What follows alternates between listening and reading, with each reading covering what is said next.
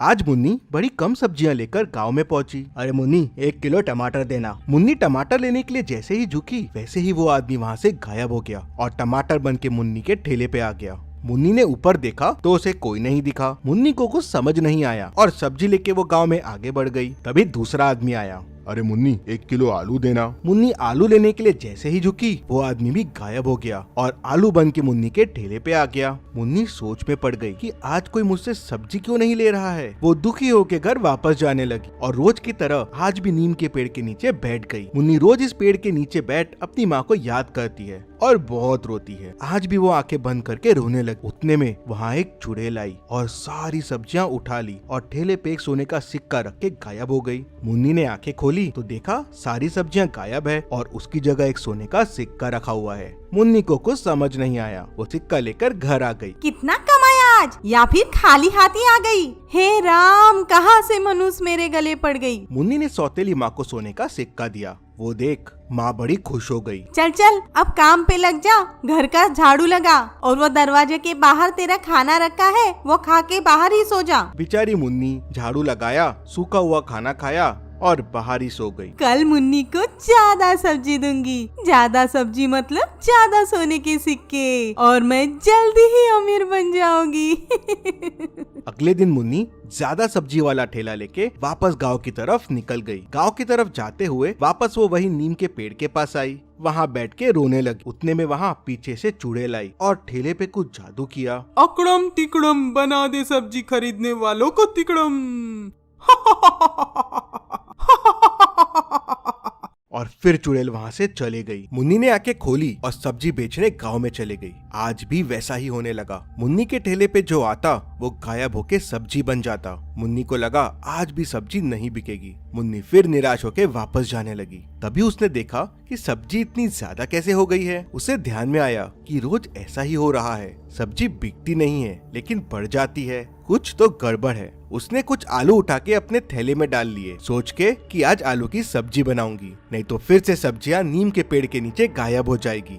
और आज भी ठीक वैसा ही हुआ। नीम के पेड़ के पास उसकी सब्जियां गायब हुई और सोने का सिक्का आ गया। वो सिक्का लेके घर गई और सौतेली माँ को दे दिया और आलू काटने के लिए बैठ गई। तभी उससे आलू से आवाज आई, मुझे मत खाओ, मुझे मत खाओ। आलू को बोलता देख मुन्नी घबरा जाती है। आलू उससे कहता है कि मैं आलू नहीं हूँ मुन्नी, मैं गाँव वाला हूँ। सुबह सब्जी लेने आया था तुम्हारे ठेले पर, लेकिन तभी अचानक एक जादू हुआ और मैं आलू बन गया। मेरे जैसे गाँव के सभी लोग सब्जी बन रहे हैं। मैं तुम्हारे थैले में था तो बच गया। बाकी लोगों को नीम के पेड़ वाली चुड़ैल ने गायब कर दिया है। मुन्नी घबरा जाती है। वो आलू को लेके गांव के साधु महाराज के पास जाती है। मुन्नी साधु महाराज जी को बताती है कि गांव के सभी लोग सब्जी बन रहे हैं। जो भी उसके ठेले पे आता है वो सब्जी बन जाता है। शाम को नीम के पेड़ के पास एक चुड़ैल आती है और वो उन सब सब्जियों को गायब कर देती है। ये बहुत शक्तिशाली चुड़ैल है, इसे मैं नहीं हरा पा रहा था। इसने पहले गांव पे बहुत आतंक किया है। वो गांव वालों को उठा के लेके चले जाती थी। मेरे जादू की वजह से वो गांव में आ नहीं पाती है, इसलिए तुम्हारे सहारे वो लोगों को गायब कर रही है। ये लो जादुई जल, इसको उस चुड़ैल को पिलाना होगा। पूरा जल पीने के बाद ही चुड़ैल की मृत्यु होगी। मुन्नी जल लेके वहाँ से चले जाती है। उसे एक आइडिया आता है कि वो चुड़ैल को ये जल कैसे पिला सकती है। अगले दिन वो सब्जियां लेके नीम के पेड़ के पास जाती है और रोज की तरह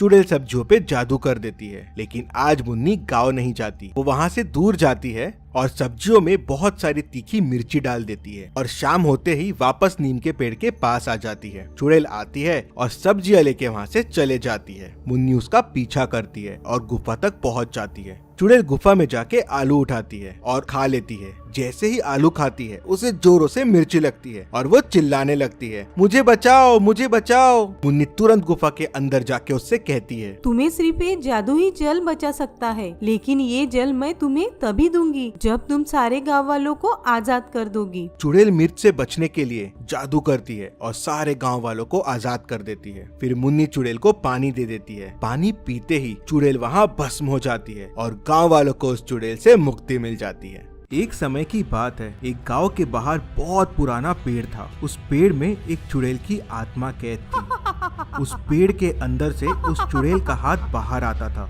और जो भी इंसान उस पेड़ के पास खड़ा रहता था उसे वो हाथ अरे पेड़ अरे के बचाओ अंदर खींच बचाओ लेता बचाओ था। मुझे। और फिर वो पेड़ उस आदमी के हाथ काट के उसे बाहर अरे फेंक मर गए देता रे, था। मेरा हाथ बचाओ मुझे। जैसे जैसे वो पेड़ इंसानों के हाथों को काट रहा था वैसे वैसे उस पेड़ के हाथ लंबे होते जा रहे थे। लोगों ने उसे चुड़ैल वाला पेड़ का नाम दे दिया था। कोई भी गांव वाला उस पेड़ के पास नहीं जाता था। एक बार दो मुसाफिर उस पेड़ के पास से गुजर रहे थे तो पहला आदमी कहता है, अरे भाई यहाँ आराम कर लेते हैं, बहुत थक गए हैं। दोनों पेड़ के नीचे आराम करने लगते हैं। तभी पेड़ से हाथ निकलता है और उनमें से पहले आदमी को पकड़ लेता है।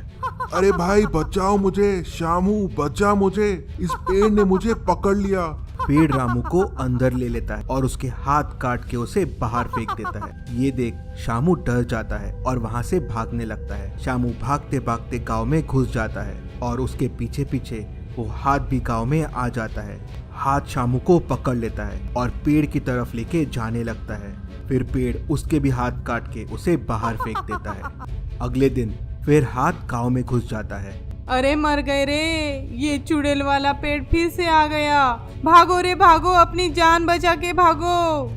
और चुड़ैल का हाथ विमला को पकड़ लेता है और उसे भी अंदर ले उसके हाथ काट देता है और उसे बाहर फेंक देता है। सारे गांव वाले आपस में बात करने लगते हैं। तभी गोपाल कहता है, हमें लड़ना होगा, नहीं तो ये हाथ गांव के सभी लोगों के हाथ काट देगा। सभी मिलके एक प्लान बनाते हैं। अगले दिन जब हाथ गांव में आता है तो लोग कुल्हाड़ी लिए अपने घरों में तैयार खड़े रहते हैं। हाथ आगे आके कमला को पकड़ लेता है तो सारे गांव वाले बाहर निकलकर हाथ को कुल्हाड़ी से काटने लगते हैं। हाथ के टुकड़े टुकड़े हो जाते, लेकिन ये क्या, देखते ही देखते एक एक करके सारे टुकड़े फिर से जुड़ जाते हैं और हाथ वापस बन जाता है।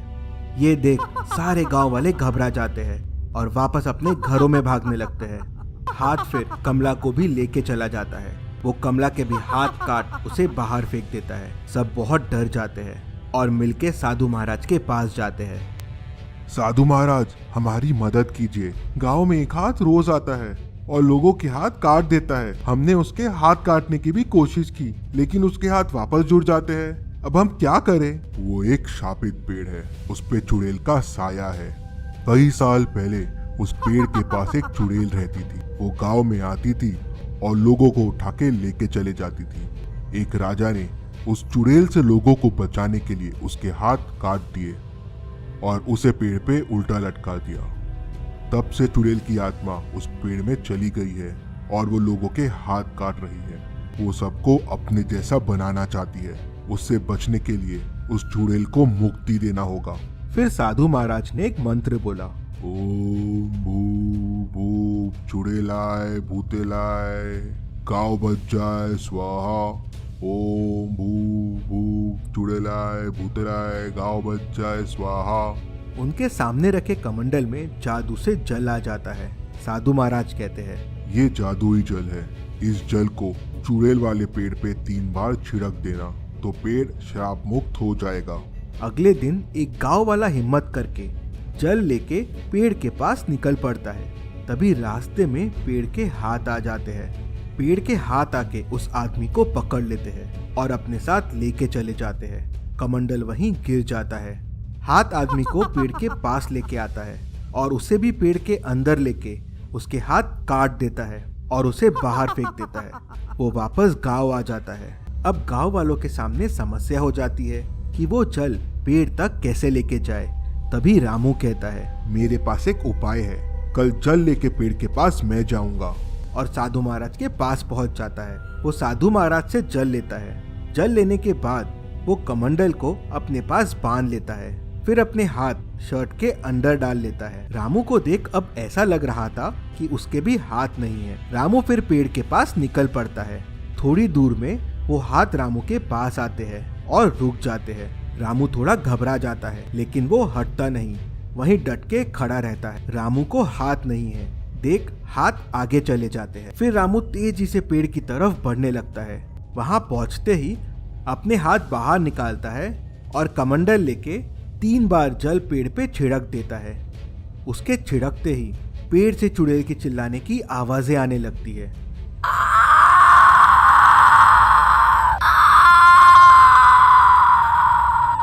और पेड़ से चुड़ैल की आत्मा निकल जाती है और वो पेड़ शाप मुक्त हो जाता है।